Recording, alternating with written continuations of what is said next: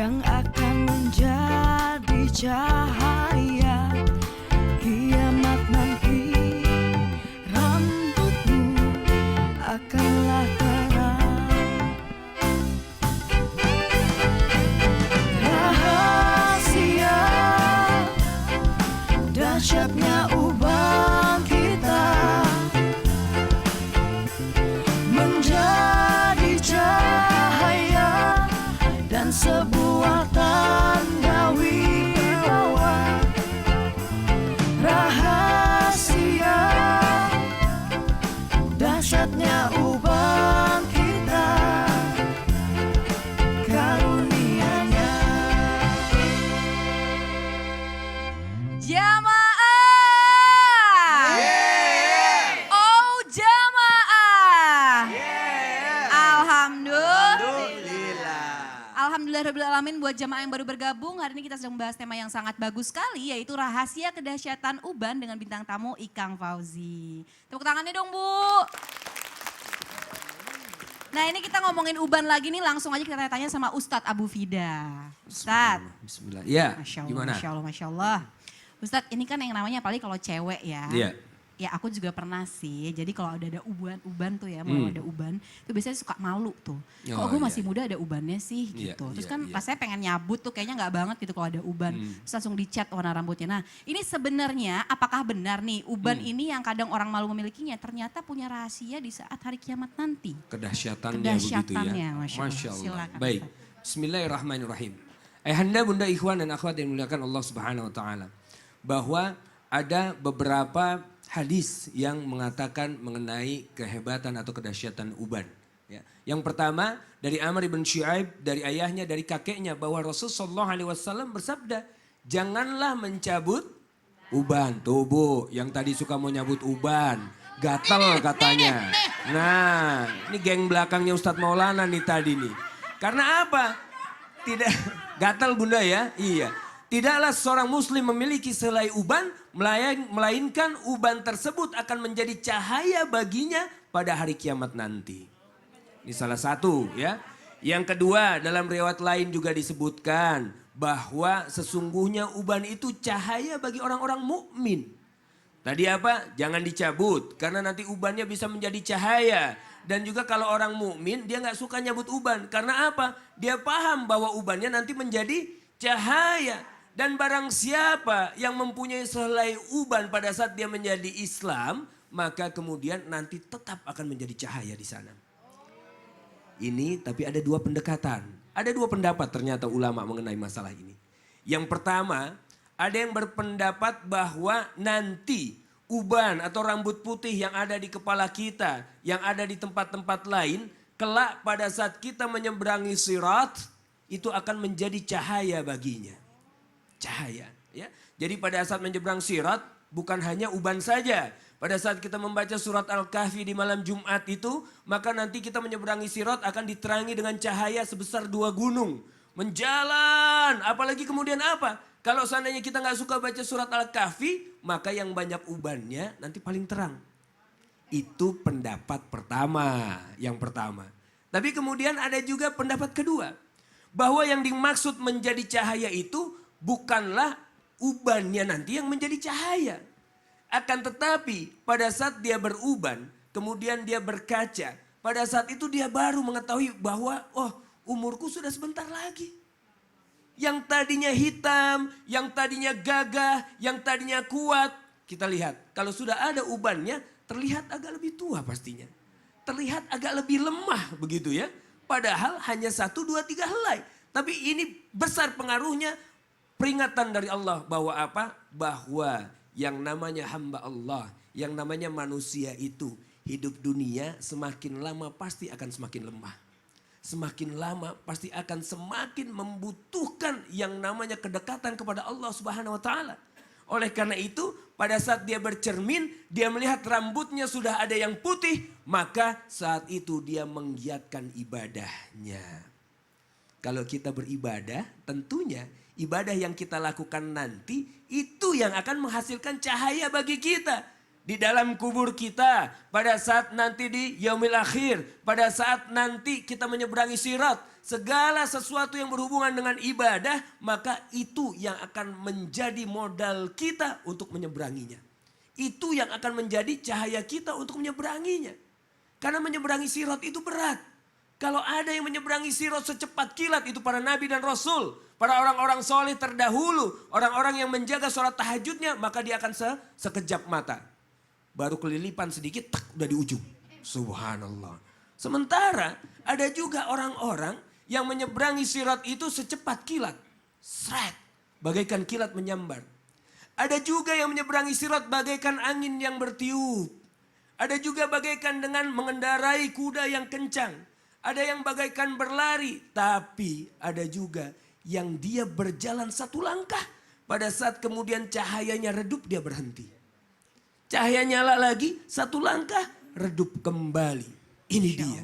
Itu menandakan ibadahnya kurang.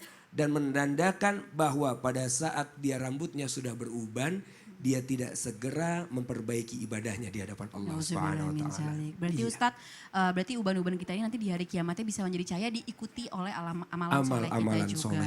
Yaudah kalau gitu nanti saya bilang Desa nggak jadi cat rambut deh. Oh Masya Allah, baik. Masya Allah. Iya, Makasih banyak loh Ustadz. Bu! Ya langsung aja kalau gitu kita kasih kesempatan untuk Om Ikang. Kayaknya Om Ikang dari tadi udah mau nanya ini, tunjuk tangan terus saya nih. sangat curious sekali pengen tahu nih. Ya, silakan, Tadi Om soalnya Ikang. bicara masalah cahaya uban di hari kiamat itu buat saya pengen tahu lebih jauh ya. Kira-kira tuh apa yang dimaksud dengan itu? Apakah uban itu maksudnya bermanfaat, akan mengurangi dosa kita, apa mungkin menolong kita? Terima kasih Iya. banyak Om Ika. Iya. Ustadz Maulana silakan. Bismillahirrahmanirrahim. Terima kasih banyak pertanyaannya menarik sekali dan bagus sekali buat semua yang ini lagi beruban. Jangan cabut ubannya. Kenapa? Karena ternyata uban itu menjadi cahaya bahkan menjadi syafaat di hari kemudian. Maknanya menjadi saksi. Saksi pelaksanaan ibadah kita karena ini akan menjadi saksi buat kita. Menyatakan apa? Memberikan pertolongan kepada kita. Memberikan pembelaan kepada kita. Karena mengikuti ibadah kita. Ya ini kemuliaan loh. Makanya mahkota. Ibaratnya mahkota itu adalah kemuliaan. Makanya jangan sampai kita menghilangkan atau membuang. Sehingga ketika Nabi Daud alaihissalam bertanya kepada malaikat maut. Tanda datangnya kematian itu salah satunya ketika beruban. Nah, makanya menarik sekali. Bahkan pengingat untuk hari kemudian. Orang-orang yang cerdas itu adalah orang yang mempersiapkan hari kemudian. Dan ketika dia melihat lalu dia berpikir, ya Allah aku pakai. Sehingga orang-orang yang beruban itu pasti ingat kepada Allah. Semua penyebab yang mengantarkan orang mengingat kepada Allah. Berarti itu adalah sesuatu yang dimuliakan. Contoh tasbih, contoh apa mukenanya bu, sejadah akan jadi saksi semuanya. Bahkan uban pun akan jadi saksi dari kemudian. Jadi jangan cabut ubannya. Jangan dicabut ubannya, maka bersyukurlah Gitu bagi Ustadz ya. orang-orang yang punya uban. Itu kalau untuk orang tua, tapi kalau anak-anak yang meninggal muda gitu. Ya, yang tidak punya uban. Yang jelas alhamdulillah kasih sayang Allah lebih tinggi daripada kemurkaannya. Karena bukan amal ibadah yang menyebabkan kita masuk surga, tapi ridhonya Allah. Tapi untuk mencapai ridha itu kita harus beramal. Masya Allah, terima kasih banyak Ustadz Maulana. Om Ikang semoga terjawab ya. Mulai besok Banyakin semua ubannya, gitu. Ya. Masya Allah. Luar biasa. Langsung aja kalau gitu ini ada Uma, ada Ustazah Oki. Assalamualaikum Uma. Waalaikumsalam warahmatullahi Masya wabarakatuh. Allah. Aduh adem banget. Tanya kalau dia punya uban. Oh jangan.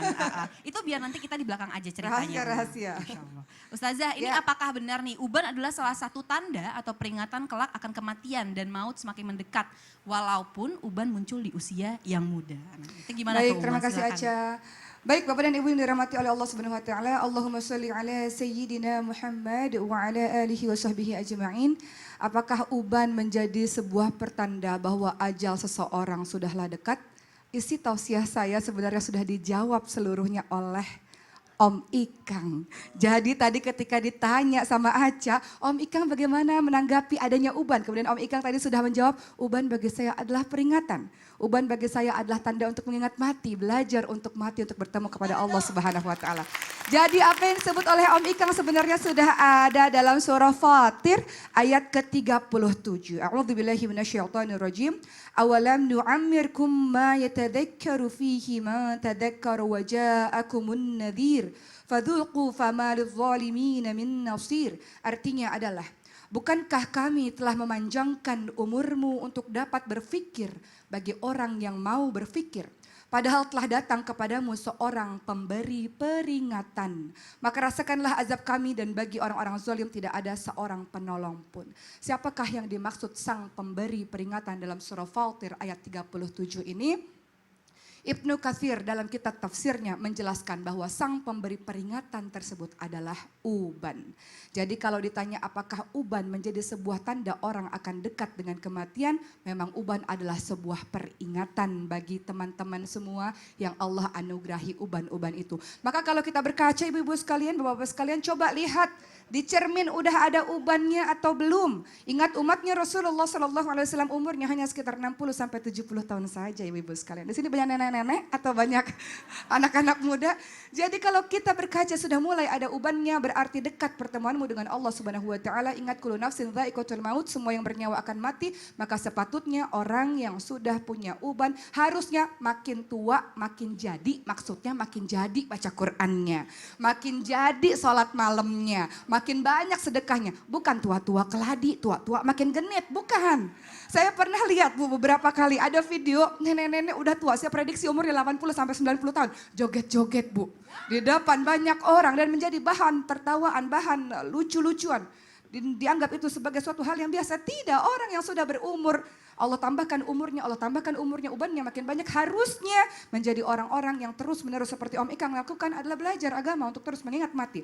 Rasul ingatkan secerdas-cerdasnya orang adalah orang yang ingat mati dan mempersiapkan bekal kematiannya. Ibu kalau diprediksi umurnya mati besok Bu. Ibu nggak akan pernah mau nanggepin orang kalau lagi berantem. Ayo kita berantem, ayo mau nggak ditanggepin? Nggak bakalan. Kalau ada orang caci maki ibu balas nggak kalau ibu dikatakan mati besok ya Bu gitu. Nggak bakalan. Itulah seharusnya yang terjadi kepada kita. Kalau uban sudah banyak kita tidak memperdulikan lagi hal-hal yang membuat kita jauh daripada Allah Subhanahu wa taala. Sedekahnya makin banyak, Qur'annya makin banyak dibacanya. Rata-rata kalau saya bertemu dengan seorang nenek kakek yang umurnya sudah lanjut ditanya apa rahasia awet mudanya, rahasia sehatnya, rahasia panjang umurnya. Gak pernah ninggalin sholat malam ya ibu sekalian. Hatinya bersih, gak pernah benci, marah, dendam, iri, dengki. Coba tanya sama nenek-nenek. Nek kenapa sih Nek? Iya santai aja dalam hidup. Dekat aja sama Allah. Gak pernah suuzon pada takdir Allah. Gak pernah benci sama orang. Itu jawabannya.